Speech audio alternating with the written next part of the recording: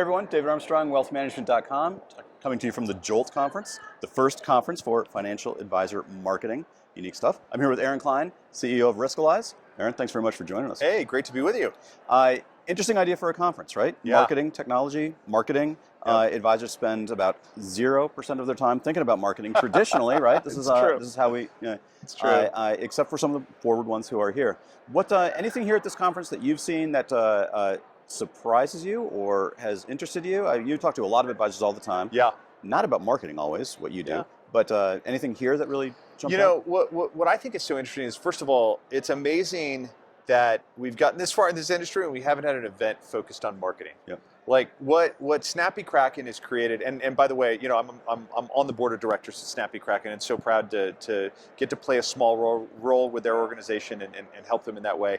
But you know what they've built here is so unique because the energy that you can feel from a collection of advisors who are focused on growth and focused on how to make sure that the benefits of their advice reach more people. That's just a very unique energy, and I think it's really exciting. I was just going to say, you know, we talk about how advisors don't normally concentrate on marketing, don't even think about marketing traditionally. Largely that's been because they didn't need to, right? I mean, we've had a stock market that's just gone up over the past 10 years. It's grown everyone's books. Advisors don't really have to do much to grow. It's a great point, and I think, you know, there's a couple of layers to that. Part of it is that there's a bit of fear about marketing because of the compliance and the regulatory aspects of it. And I think that you know, more and more advisors, particularly as the SEC with the new marketing rule is starting to go, like it makes a lot of sense to let great financial advisors go out there and tell their story a little bit more effectively using 21st century tools. Mm-hmm. First of all, I think that that's a great opportunity for advisors to get more engaged in marketing. But you're right, like the markets have created an environment where advisor revenue could grow without having to go out and aggressively grow their business. And what's interesting is that, you know, I really do believe that advisors will continue to be, you know, drive a lot of their growth from referrals. That's always been the case. I'm sure that will always be the case. But we live in a very different age now, and we're talking about just the last 10 years or so in terms of the tools and capabilities and resources available to advisors for marketing. The digital marketing capabilities that exist to really think about who your niche is and target them through, you know, a combination of search marketing and social marketing, and I've heard it said by experienced marketers, call it digital surround sound marketing, right? They just you can find a lot of different ways to target the kind of demographic you're trying to target. And what that does is that puts a lot of pressure on advisors to then have something to say, right? And say it in a very high quality way. And that's where the marketing automation tools and creative tools and then having things to do with those new leads, like the text messaging marketing tools to, like, you know, nurture those leads through the funnel. That's all really important. You know, it's interesting for Riskalyze. That's where we start to come together and work with our partners at Snappy Kraken, because the Riskalyze lead generation questionnaire is about intriguing some of those leads early on into going, what's my risk number, right? Mm-hmm. And then actually converting that into a real meeting with real interest by going, yeah, I think I'd like to see if I'm a risk 42, how is my portfolio invested? Right. And when you discover it's invested like a risk 86, that's a moment that you're kind of interested in solving that problem with an advisor.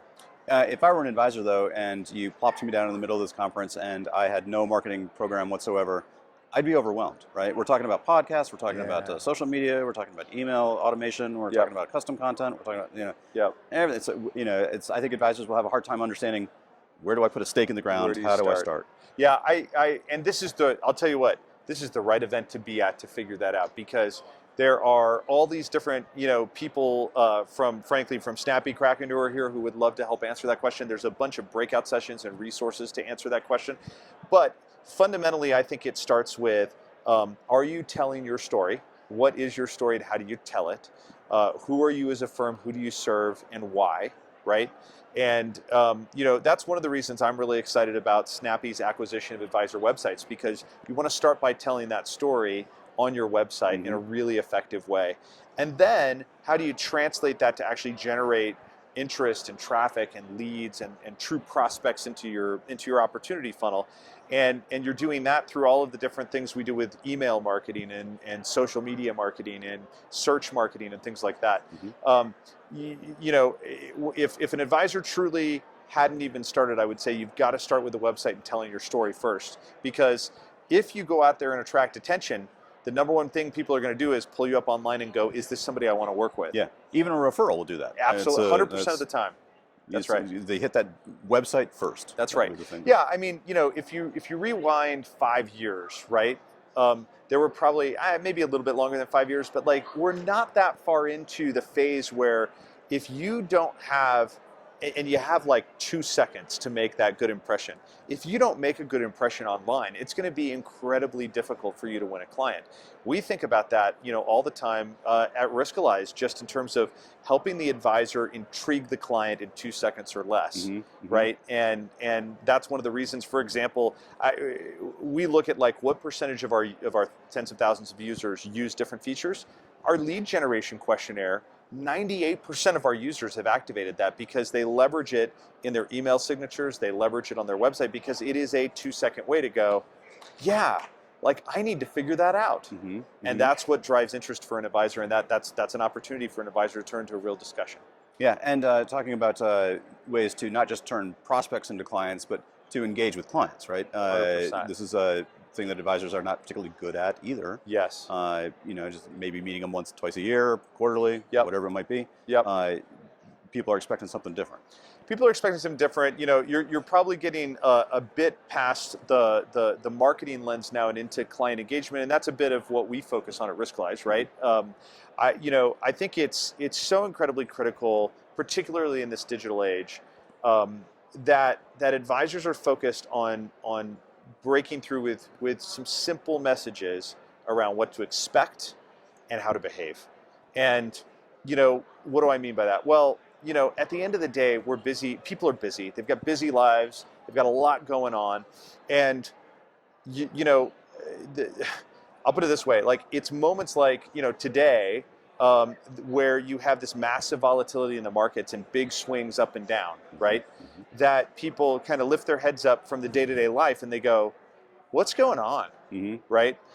That's one of the reasons, for example, we built the check-ins technology that's in Riskalyze, which is a really simple 2-question like survey that goes to your client, and it's super simple. Like they open it up on their iPhone, and there's just 2 choices. Like, how are you feeling about the markets? Positive or negative, right?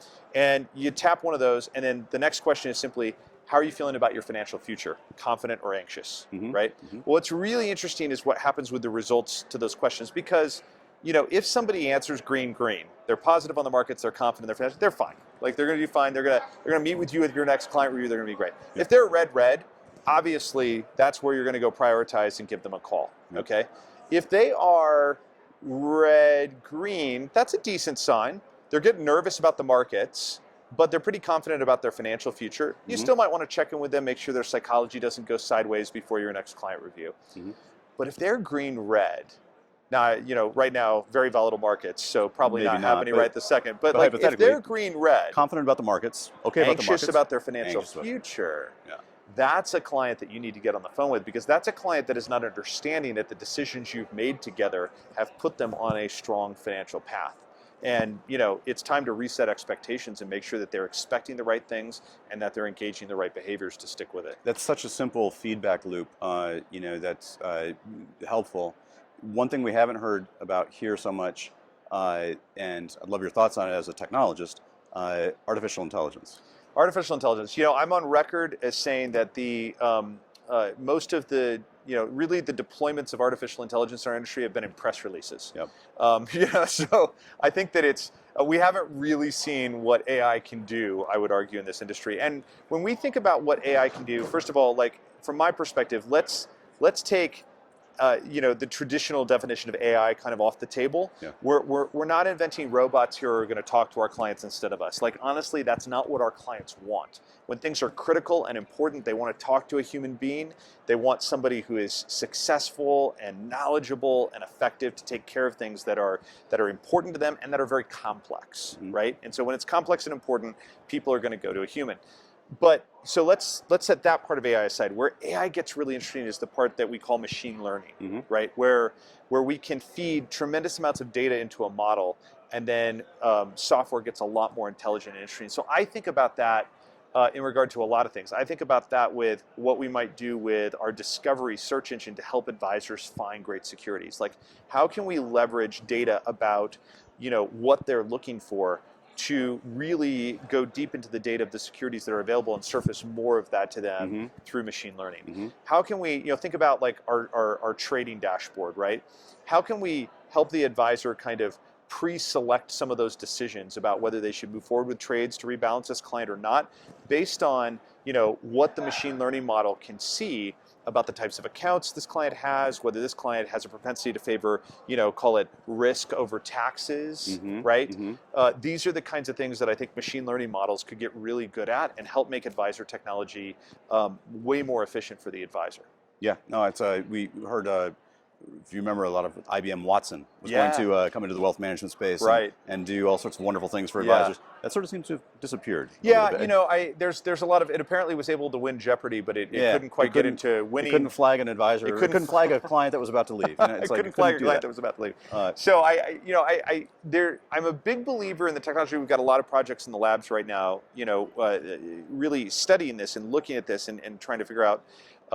How you can deliver real value there. One of the challenges that exists is that a lot of the data around advisor intent and advisor desires is clouded by, effectively rules around our tax system. Let me explain what I mean. If you were to look at an advisor's book of business, you can't just say that like the makeup of that advisor's book of business necessarily reflects what that advisor would prefer their book of business to look like. Why? Because they will inherit clients from other advisors or from self-directed investing. These might be taxable accounts. They might have very low cost basis. And if they were to sell the securities in those accounts and get them into the funds or whatever that they would like to get them into, that would trigger a huge amount of taxes for the client. Okay? So for that advisor, the data of looking at their book of business is not going to define intent. And that's something that we see across, how about the fact that some clients tell you they really, really, really, really, really want to own this stock. And so you go, okay, I'll go ahead and put 10% of your account in that stock because that's what you're telling me to do. That is not advisor intent. That's not what the advisor wants to do.